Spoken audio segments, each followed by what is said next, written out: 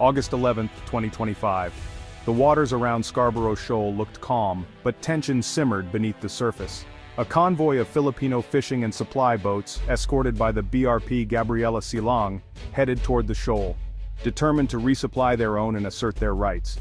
These were not warships, just civilians and a single Coast Guard vessel, but every trip here was a gamble. Suddenly, a Chinese Coast Guard cutter, vessel 5305, surged into view, dwarfing the Filipino boats. Without warning, it unleashed powerful water cannons, battering the wooden boats and sending fishermen scrambling for cover. The Gabriela Silang tried to shield the convoy, radioing protests, but the Chinese ship pressed on, weaving aggressively between the Filipino vessels. This was more than a patrol, it was a message: you are not welcome here. The South China Sea's calm was shattered, another flashpoint in a long-running dispute. The Filipino fishermen's routine act of survival had become a scene of chaos and fear. The Chinese cutter's water cannons splintered wood and shattered windows, turning a supply run into a desperate scramble. The lone Philippine Coast Guard ship maneuvered defensively, outmatched but resolute. The Chinese ship's aggressive tactics left no doubt. This was about control, not safety. The radio crackled with tension as the Filipino boats tried to regroup. The shadow of the Chinese Coast Guard loomed large, every journey a test of nerves. Today the stakes felt higher than ever. The world's eyes were once again on Scarborough Shoal. The South China Sea was living up to its reputation as a global flashpoint. Four key players shaped the drama that day. First, the Filipino civilian boats, fishermen and supply crews, not soldiers, risking everything for their livelihoods. Their only crime was fishing in waters their families had used for generations. Second, their protector, the BRP Gabriela Silang, a lightly armed Coast Guard ship, outgunned but determined to shield its countrymen. Third, the aggressor China's Coast Guard cutter 5305, massive, intimidating, and built to enforce Beijing's claims. Its tactics, water cannons, blocking, and dangerous maneuvers, forced just below the threshold of war. And finally, lurking nearby, the CNS Lanzhou, a Chinese Navy destroyer, bristling with missiles, its presence a clear escalation. The destroyer didn't fire a shot, but its shadow loomed over the confrontation, signaling China's willingness to back up its Coast Guard with military might. The Filipino Coast Guard was forced into a standoff, documenting every move, knowing they were outmatched. China's white hulls and gray hulls worked in tandem, projecting power and intimidation. The Filipino boats were the most vulnerable, caught between survival and sovereignty. The Chinese ships operated in a gray zone, using force just short of open conflict. The presence of a warship made it clear: China was prepared to escalate if challenged. The message was unmistakable: China would not back down. The Filipino crews faced overwhelming odds, but their resolve was unbroken. Every maneuver, every blast of water was a test of will. The world watched as a dangerous game of cat and mouse played out on the high seas. The confrontation escalated fast.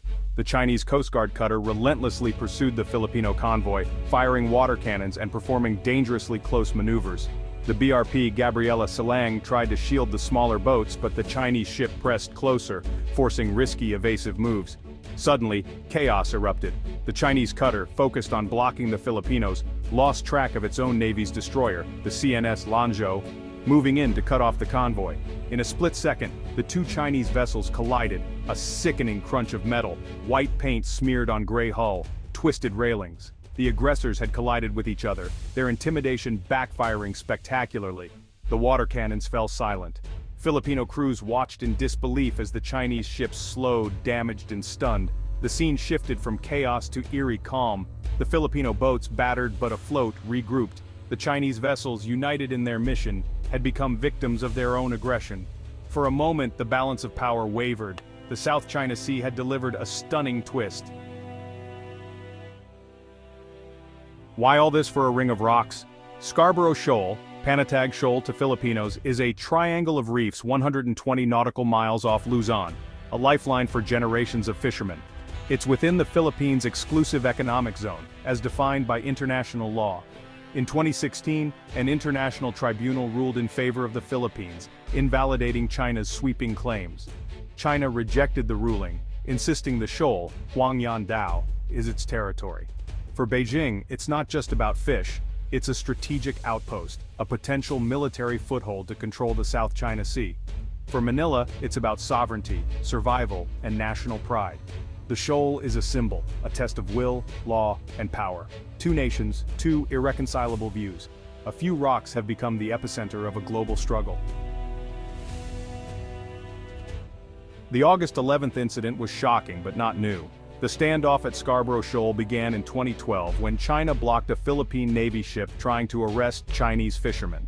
A US brokered deal failed. Philippine ships withdrew, China stayed.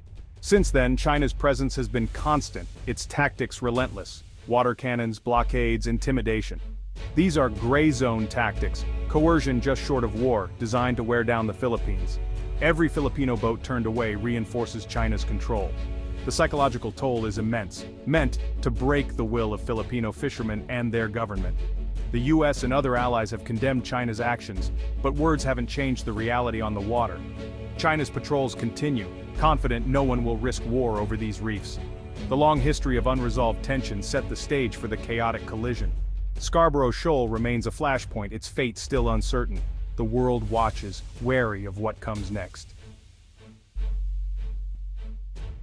After the collision, a new battle began, the fight for the narrative.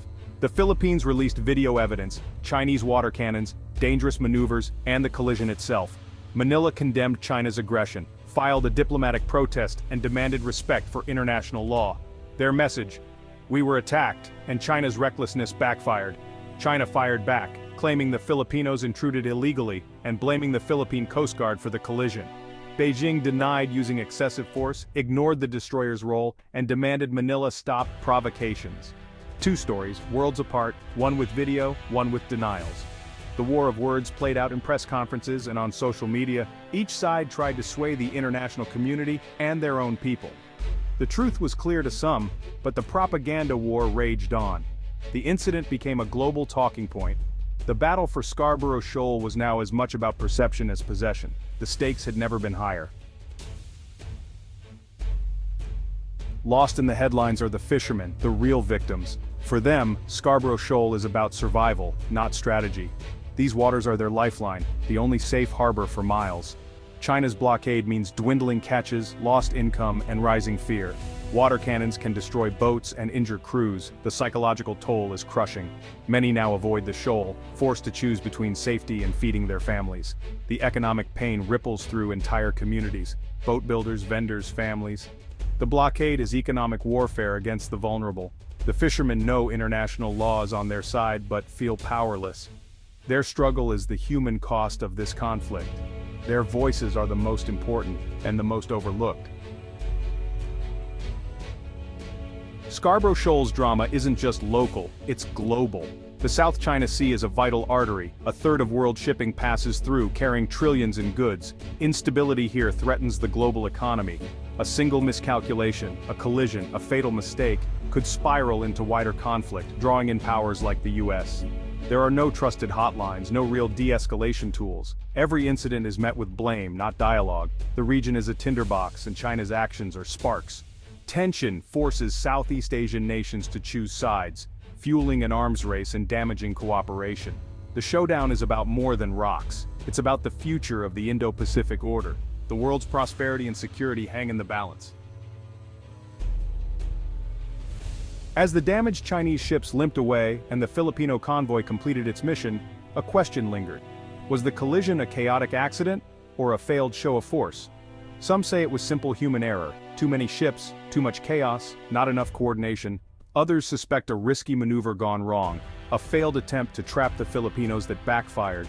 Either way, the incident exposed the dangers of China's aggressive tactics. If it was an accident, it shows how easily things can spiral out of control. If it was a failed gambit, it signals a willingness to take extreme risks to enforce claims. The truth may never be known, but the lesson is clear: the risk of escalation is real, and the next incident could be far worse.